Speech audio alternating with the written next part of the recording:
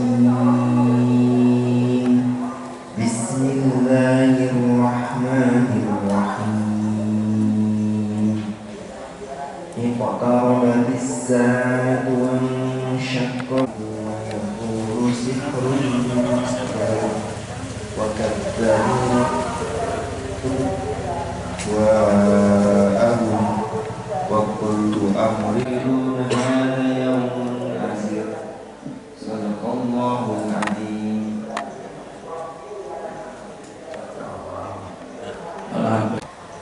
Alhamdulillah, wassalatu wassalamu ala rasulillah alihi wa sahbihi wa mawala. La hawla wa la quwwata illa billah. Asyhadu an la ilaha illallah wahdahu la syarika lah wa asyhadu anna Muhammadan abduhu wa rasuluh la nabiyya ba'da. Allahumma shalli wa sallim wa barik ala nabiyyina Muhammadin wa ala alihi wa sahbihi wa sallam. Ma'asyiral muslimin rahimakumullah. Pada hari ini kita lanjutkan pembahasan tentang sejarah Islam di Indonesia, yaitu tentang kerajaan-kerajaan Islam di Indonesia. Namun sebelum membahas tentang kerajaan-kerajaan Islam di Indonesia, kita akan bahas pula dakwah dari yang dikenal dengan di Pulau Jawa ini Wali Songo. Wali Songo dalam bahasa Jawa itu adalah wali yang jumlahnya 9. Songo atau sanga itu 9. Tetapi ada juga yang mengartikan, saya lupa namanya, seorang peneliti dari UIN Sunan Kalijaga, Jogja, itu mengatakan bahwa Wali Songo atau Wali Sanga itu dari kata wali sana. Kalau Wali Songo itu wali ini kan mirip dengan wali murid, ya, wakil Allah, ya, atau wali Allah. Tetapi kalau wali sana itu berarti wali atau penguasa di sana. Itu menunjukkan pada tempat. Sehingga misalnya ada Sunan Gunung Jati yang merupakan wali, dia penguasa di daerah Gunung Jati, Cirebon. Ada Sunan Giri, dia adalah penguasa di daerah Giri, daerah sekitar Surabaya. Jadi ada dua pengertian tentang Wali Songo ini, Wali 9, Wali Allah yang jumlahnya 9. Nah, siapa itu wali? Ibnu Taimiyah ini membahas dalam bukunya, judulnya Auliya Allah wa Auliya Syayatin, Al-Farqu Baina Auliya Allah wa Auliya Syayatin. Perbedaan antara walinya Allah, aulia itu jamak dari wali. Perbedaan antara walinya Allah dengan walinya setan. Siapa itu wali Allah? Dalam salah satu hadis qudsi, Allah mengatakan, aku mencintai hambaku yang menjalankan apa yang aku perintahkan, yaitu yang fardu. Sholat fardu 5 waktu sehari, puasa fardu yang wajib 1 bulan dalam 1 tahun, kemudian ada zakat, zakat fitrah kewajiban dalam 1 tahun, kemudian ada zakat mal, kewajiban jika sudah sampai nisab, yaitu standar minimal, dan haul, sudah sampai 1 tahun. Ada juga haji, kewajiban seumur hidup, tetapi itu juga ada syaratnya, jika mampu secara fisik dan mampu pula secara ekonomi. Kalau zakat, jika mampu secara finansial, secara ekonomi. Nggak mampu, dapat zakat. Kalau mampu jadi muzaki, kalau nggak mampu jadi mustahik. Puasa Kalau mampu dilaksanakan di bulan Ramadan, tidak mampu dilaksanakan bulan Ramadan, diganti di hari yang lain. Kalau di bulan Ramadan nggak sanggup puasa, di bulan lain nggak mungkin diganti, maka digantikan dengan fidyah. Tapi sholat ini berbeda. Dia kewajiban, nggak mampu dilaksanakan berdiri, dilaksanakan dengan duduk. Tidak mampu dilaksanakan dengan duduk, dilaksanakan dengan berbaring. Tidak mampu melaksanakan sholat dengan berbaring, dengan isyarat. Nggak mampu melakukan semuanya, maka dia disolatkan.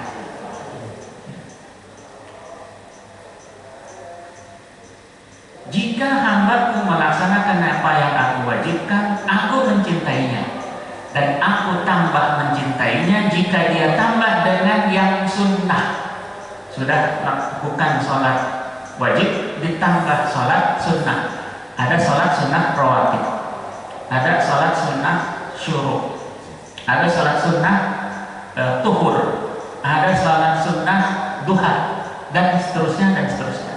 Ada puasa sunnah Senin Kamis, ada puasa sunnah Ayyamul Bid, ada puasa sunnah Daud. Zakat itu yang wajib, yang sunnahnya infak, sedekah sesanggupnya. Walaupun hanya sanggup 1 rupiah, namun sekarang nggak ada ya uang 1 rupiah itu nggak ada. Paling kecil sekarang uang itu 100 rupiah. 50 rupiah udah saya nggak ketemu. Dulu waktu saya sekolah SD masih ada uang 5 rupiah, masih bisa beli permen. Sekarang nggak ada permen harga 5 rupiah, dan uangnya juga udah nggak ada. Di zaman saya sebelum lahir itu ada 1 sen ya. Jadi 1 rupiah 0, sekian 1 sen itu masih ada. Nah, karena inflasi uangnya makin lama makin gede. Dulu nggak ada yang namanya uang 100 ribu.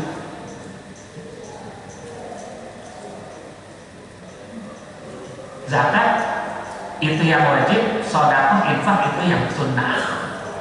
Jika mereka melakukan yang sunnah, termasuk memindahkan duri dari jalan yang sering dilalui orang ke tempat yang tidak dilalui orang, maka aku lebih mencintai hambaku.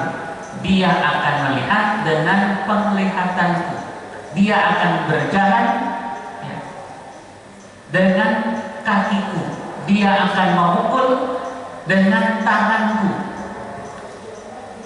Maka barang siapa memusuhi waliku, ini kata Allah, dia wali Allah. Kalau sudah melakukan yang wajib ditambah yang sunnah, maka barang siapa musuhi waliku, siapapun yang melakukan hal ini, maka dia wali Allah. Ada wali Allah yang dikenal, ada yang tidak dikenal.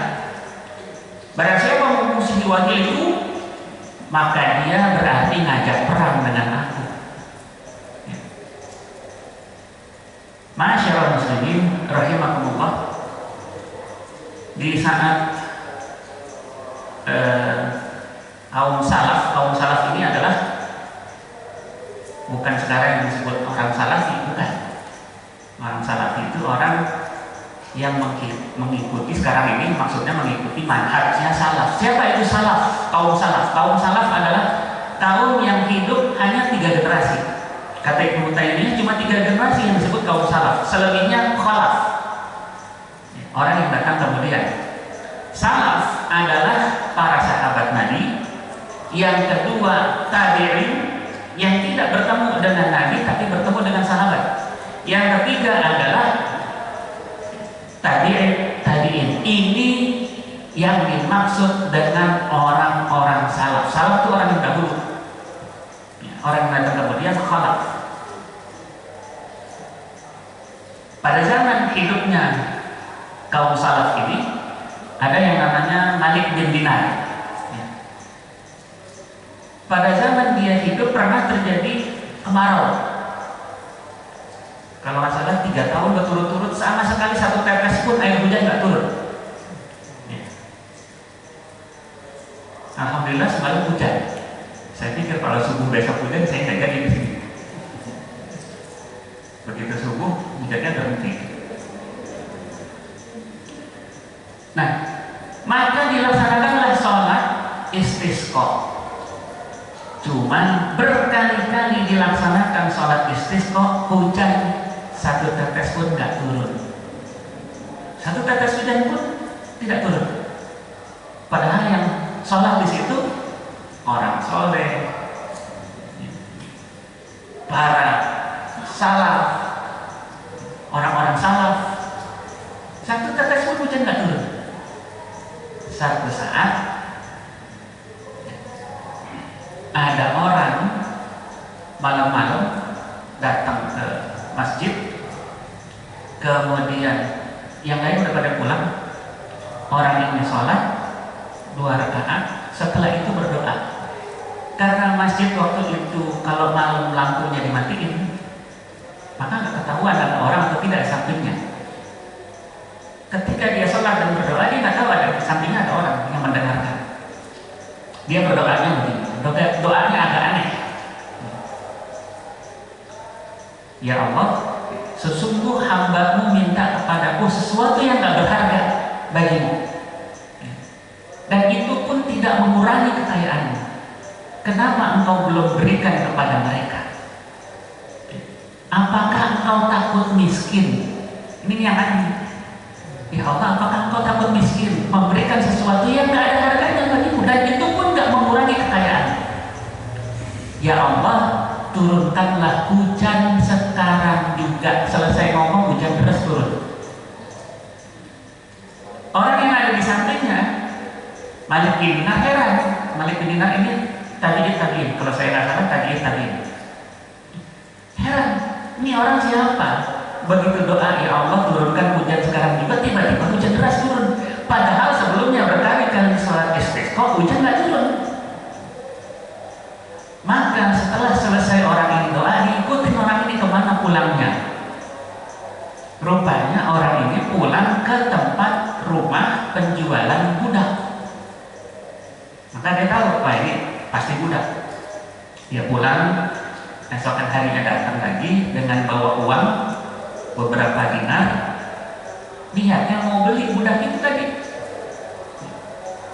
Maka ditanyalah pemilik budak, saya mau beli budak, coba perlihatkan kepadaku budak yang kau miliki. Dikeluarkan budak-budak. Nah, budak yang paling mahal adalah budak yang besar badannya, kuat, rajin kerja. Itu yang paling mahal. Begitu dikeluarkan budak yang bagus-bagus, yang rajin-rajin, yang kuat-kuat kerjanya, bukan ini yang saya cari. Ada lagi nggak budak yang lain? Ada. Tapi budak itu malas, badannya kurus, kerjanya tiap hari nangis. Coba keluarkan. Begitu keluar budak itu, nah ini yang saya mau beli. Berapa harganya? Ah, ini nggak ada harganya. Silakan berapapun Anda bayar, silakan. Ini nggak pernah laku, saya jual. Dibeli budak itu dengan harga sesuai si pembelinya. Dibawa pulang.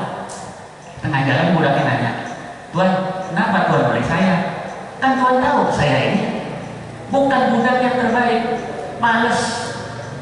Kata pemilik budak saya sebelumnya, kan males. Kenapa Tuan beli saya? Lalu kata pemilik Dinar, saya beli kamu karena saya ingin memuliakan kamu, mengabdikan diri kepada kamu. Kenapa begitu?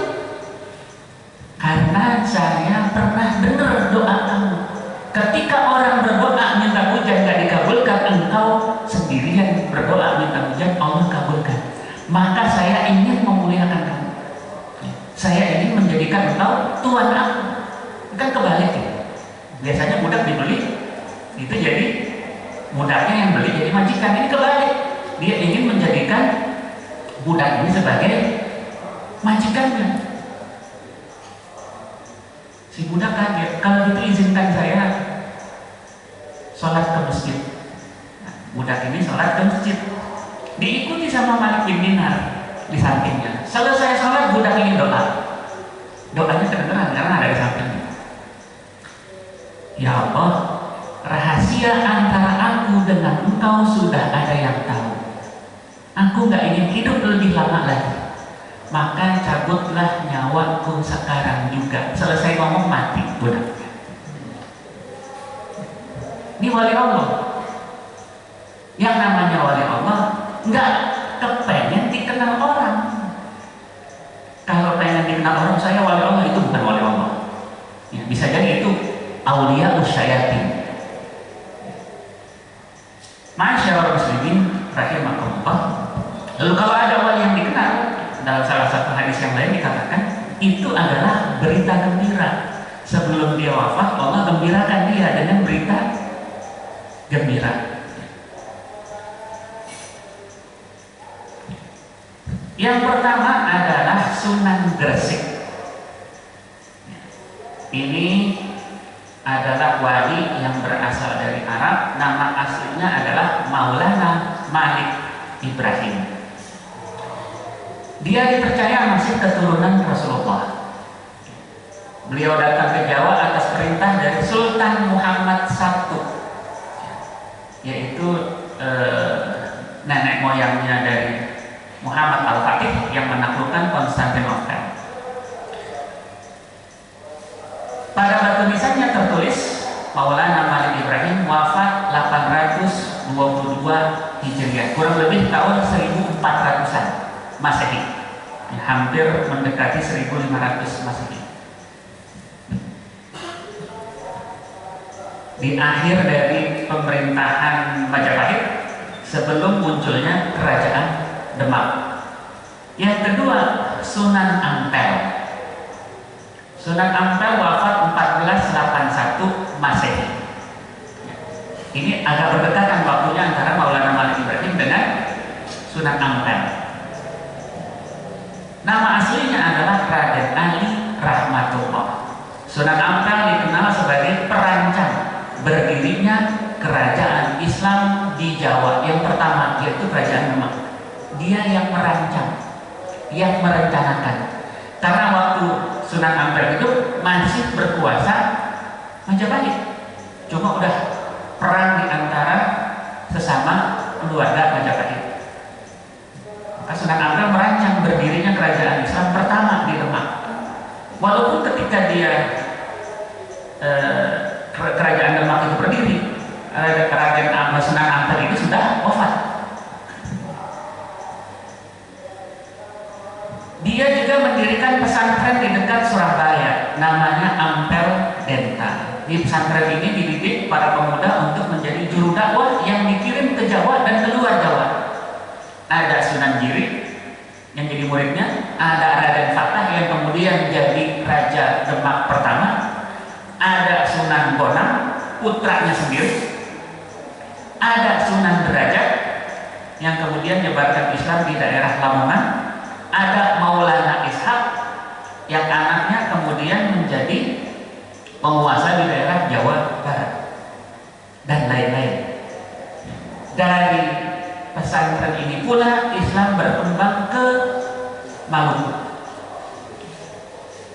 Yang ketiga, Sunan Bonang. Sunan Bonang wafat 1525. Artinya Sunan Bonang gak ketemu dengan Maulana Malik Ibrahim.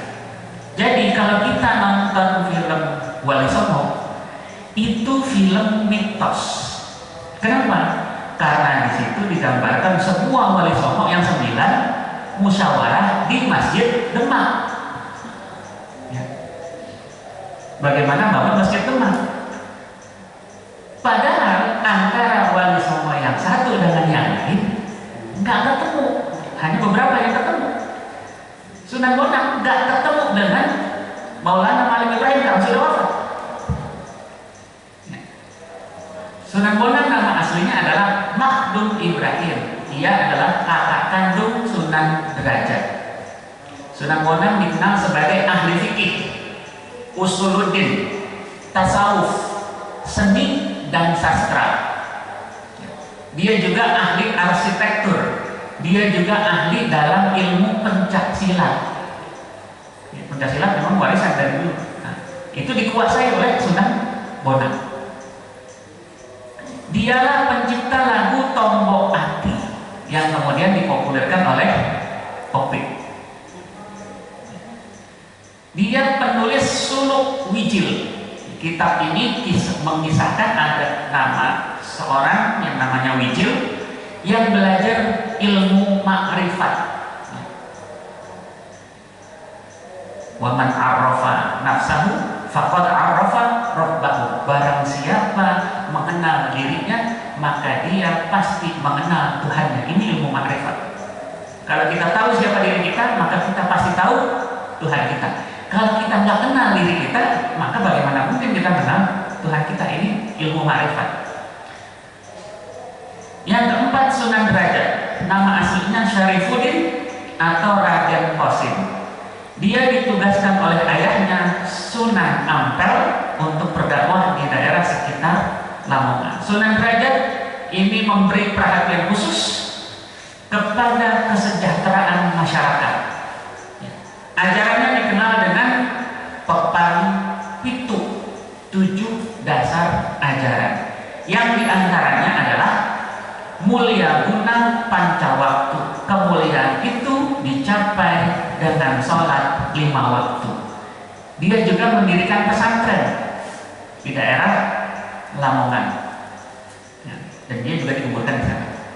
Yang kelima, Sunan Kudus, wafat 1550 Masehi. Apalagi ini nggak mungkin ketemu dengan Sunan Gresik. Nama aslinya adalah Ja'far Shadiq. Dia adalah keturunan Rasulullah dari jalur Husain. Nabi punya 2 anak. Nabi punya anak namanya Fatimah. Fatimah nikah dengan Ali. Ali punya anak yang kemudian jadi cucu Nabi yang paling disayang, yaitu Hasan dan Husain. Ini bukan anak kembar. Hasan itu yang paling tua dari anak Ali dengan Fatimah. Husain adiknya, cuma beda 1 tahun. Seakan-akan memang mukanya mirip, seakan-akan seperti kembar. Dan yang paling mirip dengan Rasulullah adalah Hasan. Dalam satu hadis dikatakan 2 anak ini, ya, cucu Nabi Hasan Husain ini ahli surga, pemimpin pemuda di surga. Dan yang paling mulia dari keduanya adalah Hasan. Kenapa? Karena Hasan mendamaikan 2 kelompok kaum muslimin yang bertikai, yaitu kelompoknya Umayyah, Bani Umayyah, Muawiyah, didamaikan oleh Hasan dengan orang-orang yang berperang dengannya, yaitu ketika Hasan menyerahkan kepemimpinannya kepada Muawiyah, selesai permusuhan. Maka kata Nabi, Hasan lebih mulia dari Husain. Dan nanti akan muncul Imam Mahdi yang jalurnya dari Hasan, bukan dari Husain. Nah, di Indonesia kebanyakan keturunan Husain, sedikit yang keturunan Hasan. Yang keturunan Hasan itu sekarang menjadi raja di Yordania. Jadi ketika Syarif Husain yang merupakan keturunan Hasan itu berkuasa di Saudi, menguasai Mekah dan Madinah Haramain, kekuasaannya itu dikudeta oleh Ibnu Saud. Ibnu Saud dapat dukungan Inggris lewat intelnya yang namanya Lawrence of Arabia. Dikudeta sama Ibnu Saud, yang sekarang jadi kerajaan Saudi Arabia. Karena dikudeta, ini nggak punya tanah, nggak punya kekuasaan, sama Inggris dikasih wilayah Yordania. Maka keturunannya kemudian itu adalah keturunan Syarif Husain, keturunan Nabi dari jalur Hasan. Dan banyak di Timur Tengah itu keturunan Hasan.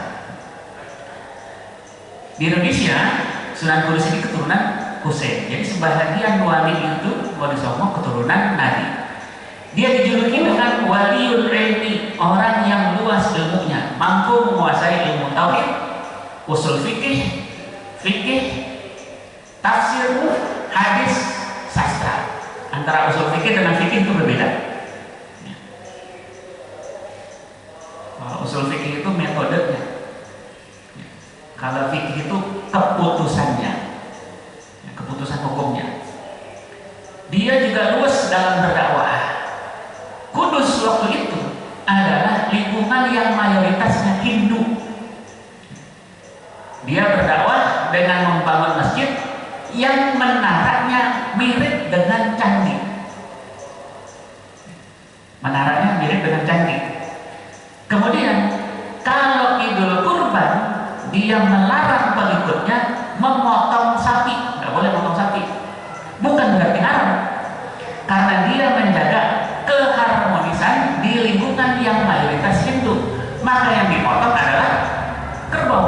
Sampai sekarang di Kudus itu kalau kurban nggak motong sapi, tapi motong kerbau. Kalau kita pengen beli sate Kudus, itu jangan naruh satenya daging sapi, pasti daging kerbau. Tapi daging kerbaunya itu empuk. Saya nggak tahu gimana cara masaknya. Daging kerbaunya itu empuk. Ini kefakihan dari Sunan Kudus dalam mendakwahkan Islam. Dia cenderung mencari harmoni, nggak nyari ribut. Bukan berarti Islam di Indonesia itu seluruhnya disebarkan dengan cara-cara yang damai. Enggak. Ada juga Islam disebarkan dengan pedang.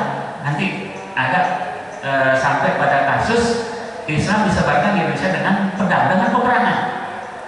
Jadi kalau ada orang mengatakan bahwa Islam di Indonesia itu tidak pernah disebarkan dengan jalan perang, orang itu nggak ngerti sejarah. Atau bisa jadi sedang menutup sejarah, ingin mencoba sejarah yang baru. Ada kasus-kasus tertentu di mana Islam di Indonesia juga disebarkan dengan perang.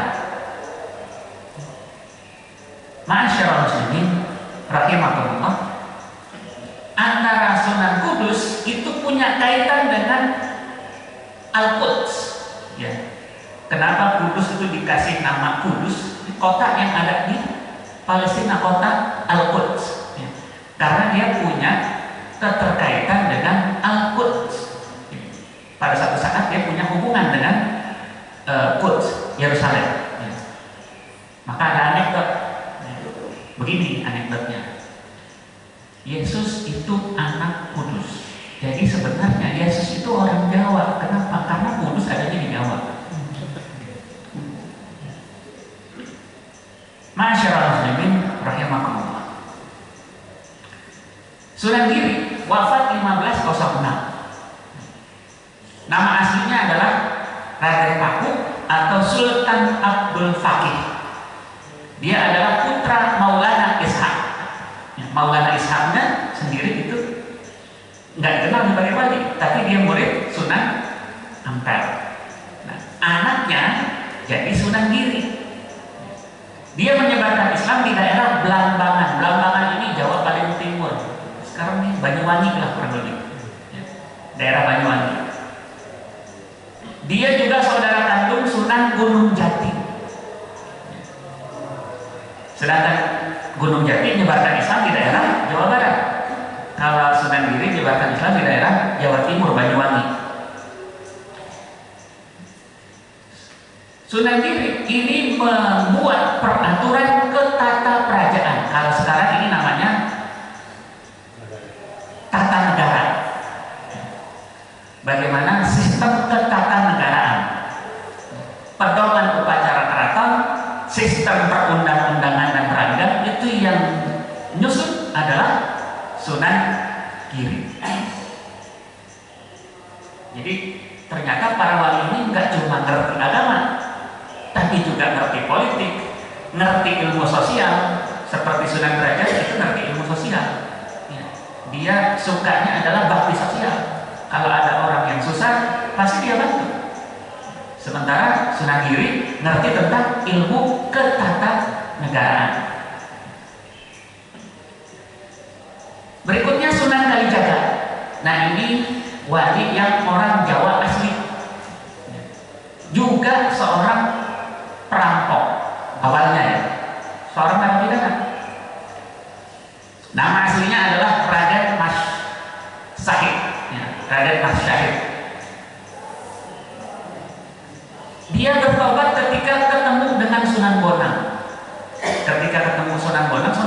tapi pakaiannya necis. Begitu dia pakai pakaian necis, tahu nih Sunan Kalijaga ini pasti orang kaya, dirampok, ditodong. Engkau ingin harta, kurang lebih itu kata Sunan Bonang pada Sunan Kalijaga. Iya, duduk di sini. Kemudian Sunan Bonang berdoa agar pohon yang ada di depannya daunnya berubah semua jadi emas. Begitu daun-daun pohon yang ada di depan Sunan Bonang jadi emas, Sunan Kalijaga nggak mau merampok orang itu. Lalu dia pengen belajar. Saya pengen punya ilmu yang kau miliki. Bagaimana bisa mengubah sesuatu dari emas? Jadi nggak pengen merampok lagi. Pengen punya ilmunya. Kalau engkau pengen punya ilmu, duduk di sini. Jangan pindah-pindah, kurang lebih. Nah, ini diartikan bertapa. Sementara ada yang mengartikan bahwa Sunan Bonang perintahkan pada Sunan Kalijaga, kalau engkau mau ilmu yang aku miliki, engkau dakwah di sekitar kali ini. Jangan berhenti sebelum aku balik lagi, baru nanti aku kasih ilmu kepadamu, aku tambah lagi. Saat itu juga Kalijaga masuk Islam dan mendakwahkan Islam di sekitar daerah yang sekarang Kaliwungu, di selatan dari Demak. Ma'asyarul muslimin rahimakumullah. Nah, Sunan Kalijaga ini mendakwahkan Islam, membuat inovasi, yaitu memanfaatkan media wayang. Dia ubah wayang yang tadinya cerita Mahabharata dan seterusnya, dia ubah, dimasukkan kisah-kisah sejarah Islam. Kemudian dia juga menciptakan tokoh-tokoh yang punya nuansa Islam. Di samping itu dia menciptakan tembang, yaitu lir ilir. Dia manfaatkan orang Jawa, kalau dengar wayang itu mampu matanya melotot, nggak ada yang ngantuk. Kalau di sini ada yang ngantuk, nah itu berarti saya bukan dalang dan yang hadir di sini bukan orang Jawa. Nah, orang Jawa dengerin cerita wayang aja dari radio, semalaman sampai subuh nggak bakal tidur. Walaupun sebelumnya, sehari sebelumnya dia nandur, dia nyangkul sawah, malamnya dengar cerita wayang nggak bakal tidur. Itu diketahui oleh Sunan Kalijaga, maka itu dijadikan media dakwah. Jadikan media dakwahnya. Pernah paman saya yang waktu saya ke Pekalongan itu, saya udah tidur, begitu saya melek dia masih ngerjain sesuatu sambil dengerin wayang. Semalaman gak tidur, padahal sehari sebelumnya dia narik becak. Tapi kalau udah selesai cerita wayangnya baru tidur tuh, tidurnya balas dendam. Kalau sekarang yang namanya wayang udah gak disukai lagi. Anak-anak milenial sekarang itu sukanya dengan YouTube. Dia tanya, cita-citanya jadi apa? Jadi YouTuber. Presiden udah gak laku sekarang. Cita-cita jadi presiden udah gak laku. Pengen jadi YouTuber. Kemudian yang berikutnya adalah Sunan Muria. Nama aslinya adalah Raden Umar atau Raden Prawata.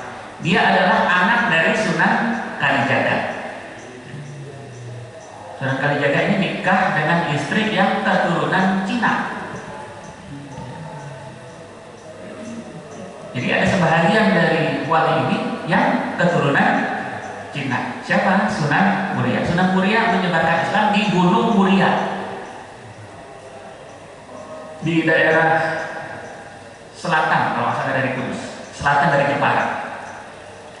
Metode dakwahnya sama dengan Sunan Kalijaga, yaitu melalui tradisi, dimasukkan unsur Islam. Ketika dia di Muria, orang-orang di sana itu kalau ada nenek moyangnya yang mati, itu diadakan peringatan, ya, kendurian, seminggu, 100 hari, 1000 hari, dan seterusnya. Ya. Maka tradisi ini diubah oleh Sunan Muria yang tadinya ngirim sesajen diubah menjadi acara kendurian dan tahlilan. Ya. Jadi nggak ribut. Acaranya diubah dengan diisi dengan hal-hal yang bersifat Islam. Yang namanya tahlil itu diperintahkan, disunahkan oleh Nabi. Barang siapa mengucapkan la ilaha illallah itu pahalanya sangat besar. Barang siapa yang akhir hidupnya mengucapkan la ilaha illallah, maka dia pasti masuk surga. Yang terakhir, yang ke-9 adalah Sunan Gunung Jati. Lahir di Mekah 1447. Nama aslinya adalah Syarif Hidayatullah. Dia berjasa menyebarkan Islam di Jawa Barat dan Banten. Dia adalah pendiri dinasti Raja-Raja Banten. Maka ketika ada Sultan Agung Hanyokrokusumo, penguasa kerajaan Mataram, kerajaan Cirebon sama sekali tidak diperangi. Kenapa? Karena ini saudara tua dari kerajaan Mataram. Dia juga punya keturunan, yaitu Sultan Hasanuddin yang mendirikan kerajaan Banten. Jadi Sunan Gunung Jati punya anak dikirim ke Banten untuk mengislamkan daerah Banten, dan kemudian dia mendirikan kerajaan. Raja pertamanya adalah Sultan Hasanuddin, bukan Sultan Hasanuddin yang Raja Goa di Sulawesi. Namanya kebetulan sama. Masyaallah muslimin rahimahullah. Kemudian baru setelah Islam didakwakan, mulai banyak yang masuk Islam, muncullah kerajaan, dan kerajaan yang pertama adanya di Aceh. Ada kerajaan Perlak di sana, Samudra Pasai, dan kerajaan Aceh Darussalam. Kerajaan Aceh Darussalam ini sampai abad 20 masih berdiri. Tahun 1912 masih ada. Sedangkan kerajaan Perlak ini adalah kerajaan Islam yang pertama. Dia berdiri bersamaan dengan adanya kerajaan Majapahit. Kenapa nggak diserang oleh Majapahit? Karena Demak punya diplomasi. Dia diplomasi dengan Cina. Dia adalah wilayah yang mendapatkan perlindungan dari kerajaan Cina. Maka kerajaan Majapahit nggak berani menyerang. Kerajaan Islam pertama, Perlak, itu berdiri sekitar abad 9 Masehi. Pendiri kerajaan Perlak adalah bukan orang Indonesia, tetapi para pedagang yang berasal dari Mesir, Maroko, Persia, Gujarat bersatu mendirikan kerajaan namanya kerajaan Perlak. Kalau kerajaan Aceh itu baru kerajaannya orang asli Indonesia. Raja pertama dari kerajaan Perlak adalah Sayyid Abdul Aziz yang bergelar Sultan Alauddin Sayyid Maulana Abdul Aziz Shah. Kalau disebut Sayyid pasti keturunan Nabi dan pasti dari jalur Husain. Kalau Sayyid, kalau disebut Syarif pasti keturunan Nabi dari jalur Hasan. Cuma orang Indonesia Sayyid sama Syarif disamain, semuanya Habib. Mau Sayyid, mau Syarif, sama dua-duanya itu Habib. Padahal di Arab dibedakan. Kalau Sayyid itu pasti dari jalurnya Husain, kalau Syarif dari jalurnya Hasan.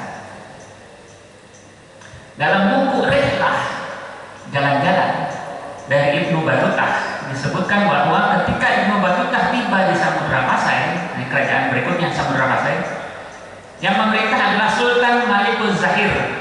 Nggak ada Sayyidnya, berarti bukan keturunan Nabi, ini orang asli Indonesia. Tahun 1345, sementara pendiri kerajaan Samudra Pasai adalah Sultan Malikus Saleh. Tahun 1261-1289, ini yang dikatakan oleh para peneliti sejarah Indonesia awal masuknya Islam Indonesia, yaitu dasarnya adalah Sultan Malikus Saleh, batu nisan Sultan Malikus Saleh. Padahal sebelum itu sudah ada kerajaan Perlak. Padahal sebelum itu sudah ada batu nisan di Jawa tahun 1058, wafat 1058, yaitu dari Fatimah binti Maimun. Mana mungkin ada batu nisan di Jawa, di daerah Jawa Timur, Fatimah binti Maimun, kalau nggak ada Islam di sana? Sementara diajarkan di sekolah-sekolah Islam baru masuk abad 13. Kerajaan Islam mungkin iya abad 13, tapi Islam sudah ada jauh sebelumnya. Kerajaan Aceh Darussalam berdiri 1524. Pendirinya Sultan Ali Muhayyad Shah. Kerajaan ini mencapai kejayaannya pada masa Sultan Iskandar Muda yang berperan dengan Portugis. Dia ngirim pasukan ke Malaka tapi kalah dengan Portugis, kalah teknologi.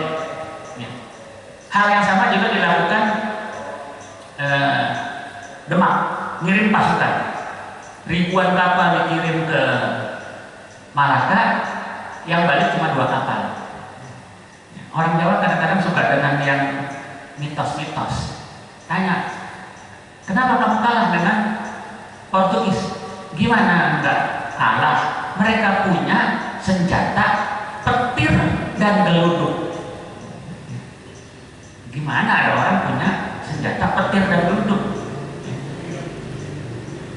Padahal itu meriam. Ini sama orang Jawa dianggap petir dan geluduk. Maka dia dihukum bunuh oleh Raja Demak. Kenapa? Karena dianggap desersi.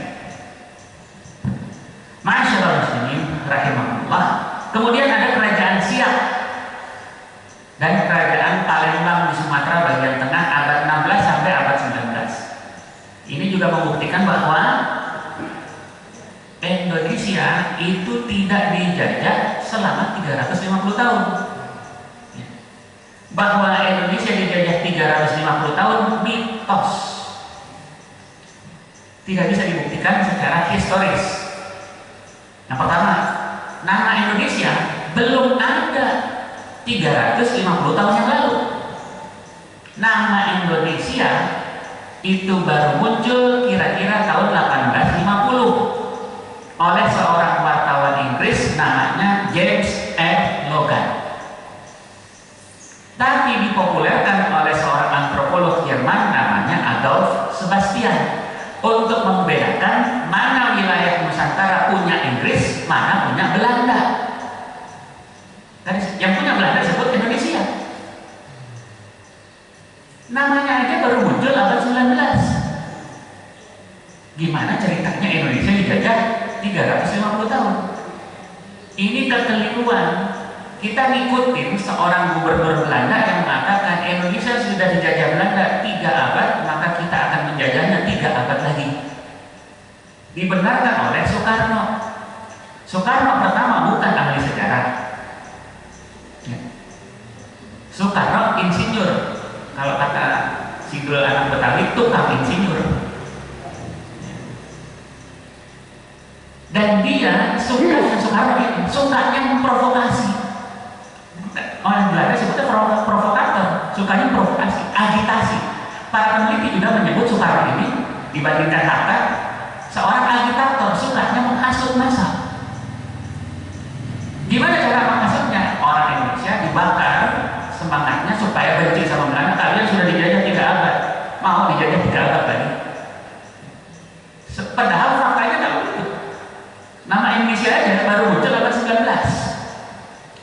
Istilah Indonesia itu satu. Yang kedua, Indonesia tidak dijajah oleh Belanda saja, tapi Indonesia juga pernah dijajah oleh Portugis.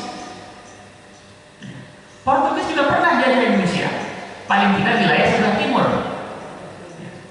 Sisanya itu Timur Timur, daerah timur itu jajahan Portugis. Kemudian Belanda datang, yang timur sebelah barat dikuasai Belanda, yang sebelah timur dikuasai oleh Portugis. Portugis pernah menguasai Indonesia. Terus Inggris 5 tahun menguasai Indonesia di bawah Stanford Raffles. Orang Indonesia nyebutnya Raffles, orang Inggris nyebutnya Raffles. 5 tahun, 1811 sampai 1816. Sebelumnya 1808 sampai 1811 Indonesia dikuasai oleh Prancis di bawah Daendels. Walaupun Daendels itu orang Belanda, tapi Daendels itu utusan Prancis. Karena kenapa? Belanda dikuasai Prancis. Napoleon Bonaparte menguasai Belanda. 3 tahun Indonesia dijajah Prancis. 1942-1945 Indonesia dikuasai Jepang. Jadi yang jajah Indonesia bukan hanya Belanda, cuma Belanda memang paling lama. Kalaulah mau dikatakan 3 abad sudah menguasai, itu yang dikuasai selama 3 abad itu Batavia, Jakarta kota sekarang, ya, sama Ambon, itu yang dikuasai 3 abad oleh Belanda. Sisanya Aceh 1912 masih merdeka. Bahkan Jogja, Surakarta masih merdeka, punya pemerintahan sendiri sampai datangnya Jepang. Nggak dipotak-atik sama Belanda. Masyarakat muslimin rahimahullah. Kerajaan Siak itu terletak di Kepulauan Riau. Ini pecahan dari Kerajaan Malaka. Begitu Malaka dikalahkan Portugis, maka Kerajaan Malakanya pecah-pecah. Siak di Kepulauan Riau di Selat Malaka yang merupakan pecahan Kerajaan Malaka. Raja pertamanya adalah Sultan Abdul Jalil Rahmat Shah 1723-1744. Pada awalnya Palembang ini adalah wilayah Kerajaan Demak. Palembang itu awalnya wilayah Kerajaan Demak. Namun kemudian memisahkan diri dengan raja pertamanya Sultan Abdurrahman Khalifatul Mukminin Sayyidil Islam. Nah, ini pakai nama khalifah. Jadi kalau ada orang sekarang benci dengan khalifah, khilafah, dia ingin dipisahkan dari sejarahnya yang dulu. Ini mau dibikin amnesia, lupa sejarah. Raja Palembang itu pakai Abdurrahman Khalifatul Mukminin, ya. Sayyidil Islam. Sama dengan Pangeran Diponegoro. Pangeran Diponegoro juga menyebut dirinya khalifah. Begitu juga raja-raja Mataram menyebut dirinya khalifah, bahkan punya kaitan dengan kerajaan Turki. Nah, kerajaan Palembang ini adalah entropod. Entropod ini dari bahasa Prancis, itu artinya pelabuhan persinggahan. Banyak kapal dagang yang singgah di sana, dan komoditas utama dari Palembang adalah lada. Lada ini penting di Eropa pada masa musim dingin untuk jadi racikan makanan. Dengan makan itu badannya jadi hangat. Kalau bir diminum mabok, kalau lada, cengkeh dan sebagainya dimakan itu nggak bikin mabok, tapi badannya hangat. Kecuali bir peletok. Bir peletok itu halal. Bir peletok orang Betawi sukanya bir peletok. Itu bukan bir. Diambil aja istilah bir. Sebenarnya bir juga bahasa Quran. Laisal birra an tuwallu wujuhakum ilal masyriqi wal maghrib. Bukan kebaikan. Albir itu kebaikan artinya. Makanya perusahaan bir bintang itu bangun masjid, itu masjidnya disebut Masjid Albir. Masyaallah muslimin rahimahullah, ini masih panjang. Pekan berikutnya nanti baru kita bahas Kerajaan Demak. Karena sudah jam 6, kita akhiri dulu sampai sini. Mungkin ada yang bertanya, silakan. Billahi taufiq wal hidayah. Assalamualaikum warahmatullahi wabarakatuh. Ada doa ingin